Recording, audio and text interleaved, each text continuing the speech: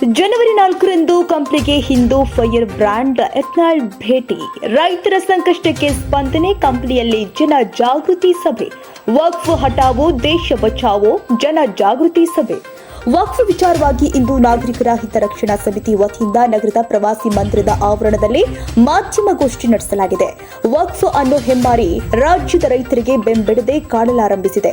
ವಕ್ಫ್ ಆಸ್ತಿಯಂತ ರೈತರ ಕೃಷಿ ಜಮೀನಿನ ಪಹಣಿಯಲ್ಲಿ ನಮೂದಾಗ್ತಾ ಇದ್ದು, ರೈತರ ಜಮೀನು, ಹೊಲ, ಮನೆ, ಮಠ, ದೇವಸ್ಥಾನಗಳು, ಸಾರ್ವಜನಿಕ ಆಸ್ತಿಗಳು, ಶಾಲೆಗಳು, ಸರ್ಕಾರಿ ಜಮೀನು ಹಾಗೂ ರುದ್ರಭೂಮಿಗಳನ್ನು ಕೂಡ ನುಂಗಿ ನೀರು ಕುಡಿತಾ ಇದ್ದು, ವಕ್ಫ್ ವಿಚಾರವಾಗಿ ಬಿಜೆಪಿ ಪಕ್ಷದ ಹಿರಿಯ ನಾಯಕರು ಆದ ಮಾಜಿ ಕೇಂದ್ರ ಸಚಿವರು ಹಾಗೂ ಶಾಸಕರಾದ ಬಸವನಗೌಡ ಪಾಟೀಲ್ ಯತ್ನಾಳ್, ಮಾಜಿ ಸಚಿವ ಮತ್ತು ಶಾಸಕರಾದ ರಮೇಶ್ ಜಾರಕಿಹೊಳಿ, ಮಾಜಿ ಸಚಿವ ಅರವಿಂದ ಲಿಂಬಾವಳಿ, ಕುಮಾರ್ ಬಂಗಾರಪ್ಪ, ಮಾಜಿ ಕೇಂದ್ರ ಸಚಿವ ಜಿಎಂ ಸಿದ್ದೇಶ್ವರ್, ಮಾಜಿ ಸಂಸದ ಬಿವಿ ನಾಯಕ್, ಪ್ರತಾಪ್ ಸಿಂಹ, ಶಾಸಕ ಚಂದ್ರಪ್ಪ, ಬಿಪಿ ಹರೀಶ್ ಮತ್ತು ಎಂ ಭರತ್, ರವಿ ಬಿರಾದರ್ ಹಾಗೂ ಜೆಡಿಎಸ್ ಮುಖಂಡ ಎನ್ಆರ್ ಸಂತೋಷ್ ಸೇರಿ ಕಂಪ್ಲಿ, ಹಂಪಿ, ಎಮ್ಮಿಗನೂರು ಮಠದ ಶ್ರೀಗಳು ಸಾನ್ನಿಧ್ಯ ವಹಿಸಲಿದ್ದಾರೆ ಎಂದು ವಕ್ಫ್ ಹಟಾವೋ ದೇಶ ಬಚಾವೋ ಸಮಿತಿ ಸಂಯೋಜಕರು ಆದ ಭರತ್ ರವರು ತಿಳಿಸಿದ್ದಾರೆ. ಬಳ್ಳಾರಿ ಜಿಲ್ಲೆಯ ಕಂಪ್ಲಿಗೆ ದಿನಾಂಕ 4/1/2025ರಂದು ಮಧ್ಯಾಹ್ನ 3 ಗಂಟೆಗೆ ಶಾರದಾ ಶಾಲಾ ಆವರಣದಲ್ಲಿ ಜನಜಾಗೃತಿ ಸಭೆಯಲ್ಲಿ ಪಾಲ್ಗೊಳ್ಳಲಿದ್ದಾರೆ.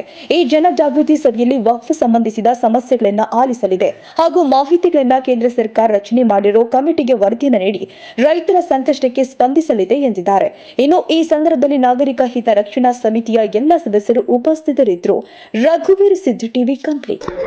ವಕ್ಫ್ ಹಟಾವೋ ದೇಶ ಬಚಾವೋ ಜನಜಾಗೃತಿ ಸಭೆ ನಾಗರಿಕ ಹಿತರಕ್ಷಣಾ ಸಮಿತಿ ಕಂಪ್ಲಿ ಅವರ ನೇತೃತ್ವದಲ್ಲಿ ಈ ವಕ್ಫ್ ಅನ್ನೋದು ಒಂದು ದೊಡ್ಡ ಸಮಸ್ಯೆ ಆಗಿದೆ.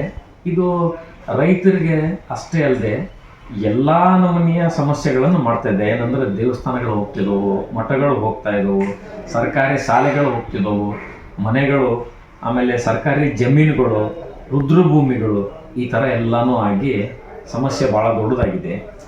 ಈ ವಿಚಾರವಾಗಿ ಜನರಲ್ಲಿ ಜಾಗೃತಿಯನ್ನು ಮೂಡಿಸೋಕೆ ಈಗಾಗಲೇ ನಾವು ಬಸವನಗೌಡ ಪಾಟೀಲ್ ಯತ್ನಾಳ್ ಅವರು ಬಿಜಾಪುರದಲ್ಲಿ ಧರಣಿ ಕುತ್ಕೊಂಡಿದ್ರು. ಆ ಧರಣಿ ಕುತ್ಕೊಂಡ ಸಮಯದಲ್ಲಿ ಏನು parliament committee, JPC joint parliament committee, Narendra ಮೋದಿಯವರು ಅದಕ್ಕೆ ಒಂದು ಕಮಿಟಿಯನ್ನು ಮಾಡಿದ್ದಾರೆ.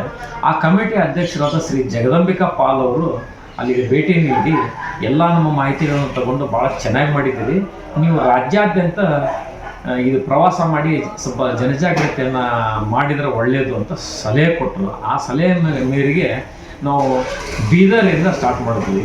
ಬೀದರಲ್ಲಿ ಮತ್ತು ಬೀದರ್, ಕಲಬುರ್ಗಿ, ಯಾದಗಿರಿ, ರಾಯಚೂರು ಈ ಥರ ಸ್ಟಾರ್ಟ್ ಮಾಡಿದ್ವಿ. ಅಲ್ಲಿ ಭಾಳ ಸಮಸ್ಯೆಗಳು. ಬೀದರಲ್ಲಿ ಏನಾಗಿದೆ ಅಂತಂದರೆ ಸರ್ಕಾರಿ ಶಾಲೆಗಳು, ಮನೆಗಳು, ಸರ್ಕಾರ ಕಟ್ಟಿಸಿದ ಮನೆಗಳು, ಅವ್ರ ಸ್ವಂತ ಮನೆಗಳು, ಜಮೀನುಗಳು ಹೋಗಿದೆ.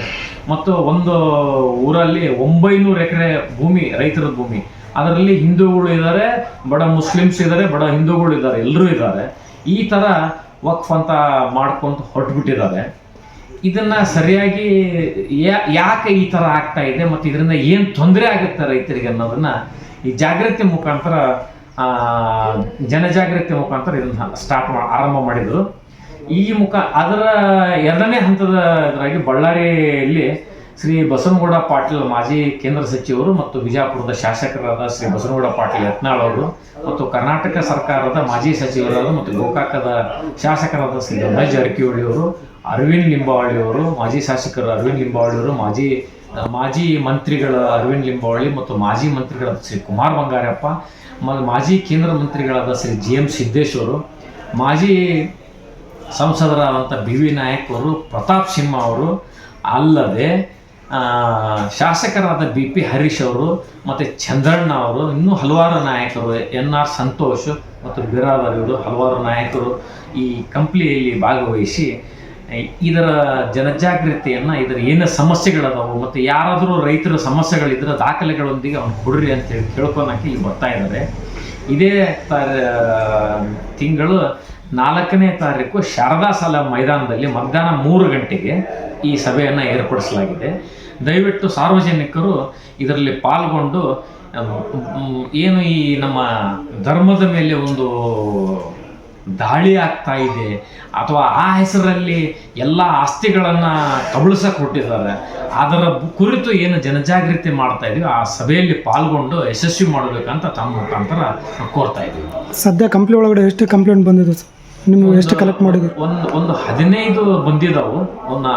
ಎಷ್ಟರ ಮಟ್ಟಿಗೆ ಯಾವ್ಯಾವುದು ದಾಖಲೆಗಳನ್ನು ನಾವು ಕಲೆಕ್ಟ್ ಮಾಡ್ತಾ ಇದ್ವಿ ಅವತ್ತ ಸಾಧ್ಯ ಅದರ ನೋಡಿಕೊಂಡು ಅದು ಒಂದು ಎಲ್ಲಿ ಸ್ಪಾಟ್ ಐತಿ ಯಾವ್ದಾರ ಒಂದು ಸ್ಪಾಟಿಗೂ ವಿಸಿಟ್ ಮಾಡ್ತಾರಲ್ಲ ನಮ್ಮ ತಂಡದವರು.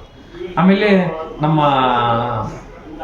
ಎಮ್ಮೇನೂರು ಸ್ವಾಮೀಜಿಯವರು ಇದರಲ್ಲಿ ಪಾಲ್ಗೊಳ್ಳಿದ್ದಾರೆ.